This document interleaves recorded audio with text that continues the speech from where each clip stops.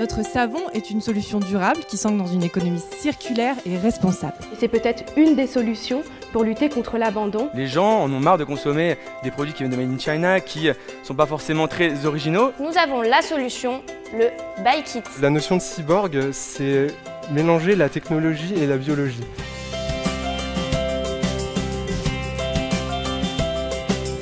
Ce qui nous intéresse, nous, c'est l'enthousiasme de ces jeunes qui veulent monter leur boîte. C'est leur donner le petit truc en plus pour les pousser à y aller, mais surtout leur donner l'environnement, l'espace, l'envie, et puis montrer aussi que cette terre de Val d'Oise est une terre d'entrepreneurs et d'innovateurs.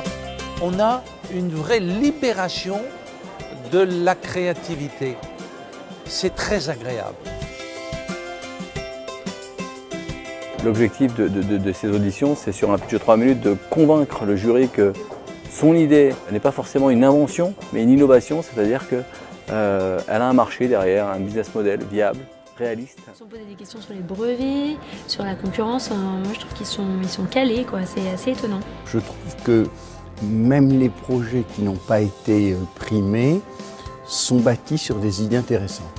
On est obligé d'essayer d'en trouver 5 qui sont légèrement démarqués des autres. Je vous demande donc d'accueillir maintenant The Entrepreneur 2016 et je vous demande d'accueillir Moods. Le début peut-être d'une bonne aventure grâce à The Entrepreneur. On voit que la jeunesse a vraiment des beaux projets avec de belles idées et de belles réalisations à faire. Je viens l'année prochaine avec l'envie de gagner comme j'avais envie de gagner aujourd'hui. J'ai confiance en l'avenir et en ces jeunes.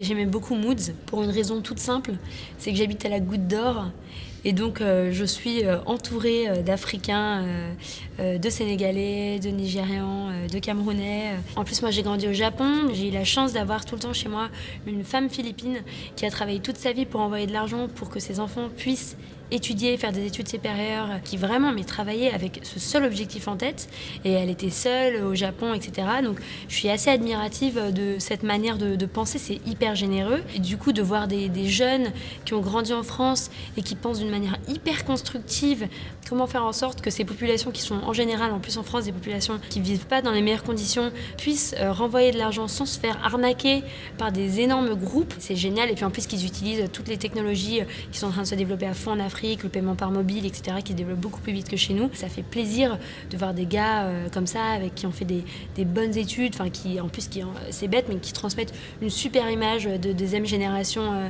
d'émigrés. Moi, ça me fait vraiment plaisir, c'est ce genre de projet que j'ai vraiment envie de pousser. Ouais. J'adorerais. Ouais, j'aimerais vraiment. Non, franchement, c'est une super expérience. Puis j'aime bien être de ce côté-là et pouvoir faire des blagues. Je pense que c'est inspirant pour des jeunes entrepreneurs de voir des entrepreneurs pas beaucoup plus vieux qu'eux et qui puissent se dire « Ah bah il y a 5 ans, elle en était au même stade que moi, c'est possible quoi ».